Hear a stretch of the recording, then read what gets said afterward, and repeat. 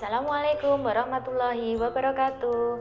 Hai, apa kabar anak-anak Al-Firdaus kelas 6 A, B, dan C?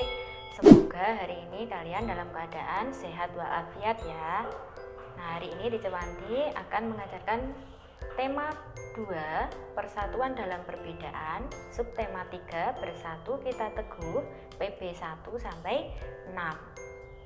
Nah, semoga kalian hari ini sudah siap belajar ya, alat tulisnya disiapkan. Ya, kita coba ya. Al-Firdaus, siap. Baik, bukunya dibuka, buku tema 2. Menjaga persatuan dan kesatuan menjadi kewajiban seluruh rakyat Indonesia. Kemarin di subtema 1 dan 2 kalian sudah belajar mengenai perjuangan bangsa Indonesia meraih kemerdekaan. Salah satu yang menjadi penyebab Indonesia bisa merdeka adalah terjalinnya persatuan dan kesatuan. Jadi, menjadi kewajiban kalian semua untuk menjaga persatuan dan kesatuan. Contoh sikap yang mencerminkan persatuan dan kesatuan yaitu menciptakan suasana rukun, melaksanakan tanggung jawab, tolong-menolong, menghargai teman yang berbeda suku. Lalu wilayah Indonesia harus kita jaga keutuhan NKRI. Contohnya bagaimana sikap yang menunjukkan usaha menjaga keutuhan NKRI?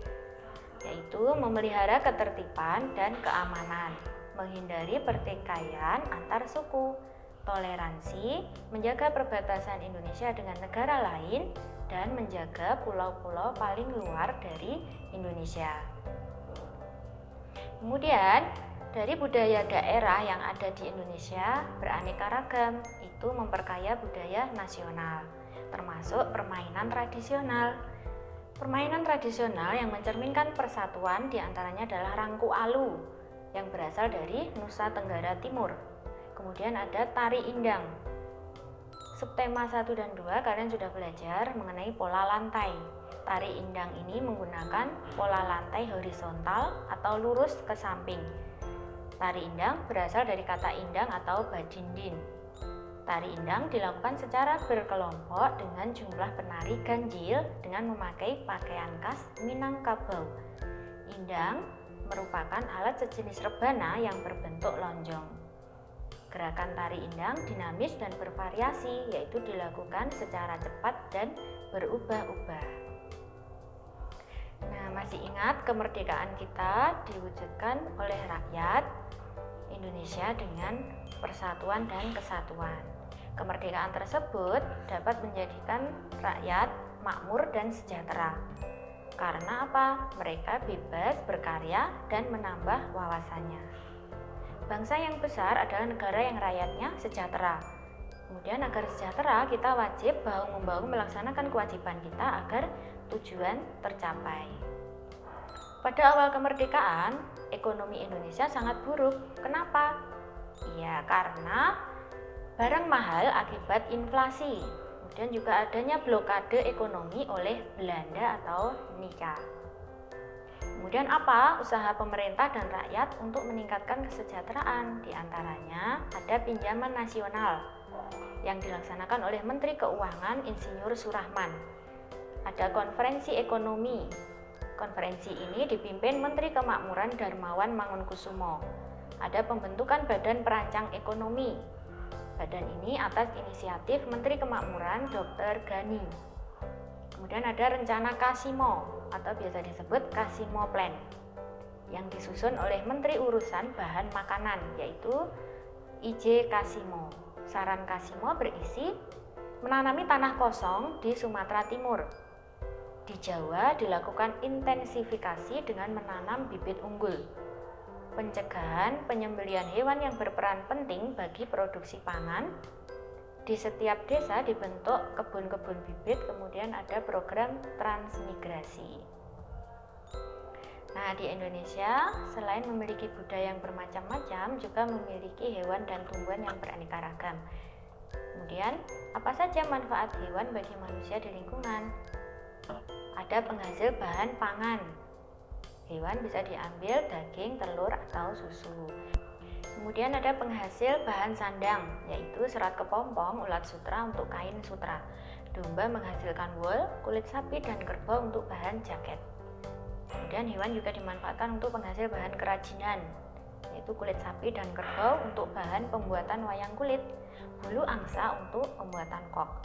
Kemudian juga penghasil pupuk organik, yaitu kotoran sapi dan kambing.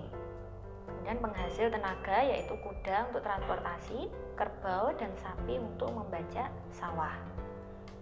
Sedangkan tumbuhan di Indonesia juga bermacam-macam. Apa manfaatnya? Kita lihat di sini ya. Sebagai bahan makanan, bahan sandang, contohnya serat kapas untuk kain katun. Bahan bangunan, contohnya pohon jati, meranti, dan kelapa. Bahan obat ada banyak ya. Jahe untuk obat batuk, daun kumis kucing untuk mengobati sakit ginjal, daun jambu biji untuk mengobati diare, kunyit untuk obat MAH. Kemudian bermanfaat juga untuk bahan baku industri, misalnya getah karet untuk membuat ban, getah pinus untuk bahan membuat cat, kayu pinus untuk industri kertas, buah kelapa sawit untuk industri minyak goreng, kayu cendana untuk bahan minyak wangi. Kemudian juga untuk bahan pewarna alami, contohnya sawi dan pandan untuk warna hijau, wortel untuk warna jingga, kunyit untuk warna kuning. Kemudian fungsi tumbuhan yang lain adalah menjaga kualitas air, contohnya pada pohon bakau, yaitu sebagai penyaring alami dari air laut menjadi air tawar dan juga mencegah abrasi. Di Indonesia, hewan dan tumbuhan itu ada yang hampir punah. Karena apa? Banyak yang diburu, banyak yang dimanfaatkan dan jadi akan punah. Contohnya apa hewan dan tumbuhan yang akan punah? Ada Rafflesia arnoldi, harimau Sumatera, kantong semar, kemudian orangutan, ulin, badak bercula satu, anggrek, komodo, cendana, dan burung cendrawasih. Nah, kemudian bagaimana cara melestarikan hewan dan tumbuhan tersebut agar tidak punah? Ada melakukan tebang pilih, yaitu kalau menebang pohon, dipilih pohon yang sudah tua, kemudian tidak menggunakan peledak saat mencari ikan, dan ikut berpartisipasi kegiatan reboisasi. Nah, kalian bisa melihat di buku tema ada beberapa bacaan. Di situ bisa kalian perhatikan penggunaan kata baku dan tidak baku. Masih ingat di subtema 2? Kata baku digunakan saat titulasi resmi, kemudian penulisan dan pengucapan sesuai pedoman ejaan yang disempurnakan atau EYD. Contohnya, kata nasihat, kata bakunya adalah nasihat memakai I bukan E. Apotik, kata bakunya apotek. Cuman, kata bakunya cuma. Gubuk, kata bakunya gubuk memakai huruf K bukan G. Kemudian jadwal, yang betul adalah jadwal. Izin, kata bakunya izin pakai Z. Baterai, kata bakunya baterai. Hutang, kata bakunya utang. Objek, kata bakunya objek pakai huruf J. Aktivitas, kata bakunya aktivitas memakai V bukan F. Nah, untuk pelajaran hari ini sudah selesai ya. Tema 2, subtema 3. Semoga kalian bisa memahami materi, dibaca bukunya tema, dan tetap semangat belajar di rumah. Kemudian untuk tugas tema 2, subtema 3 silakan dikerjakan.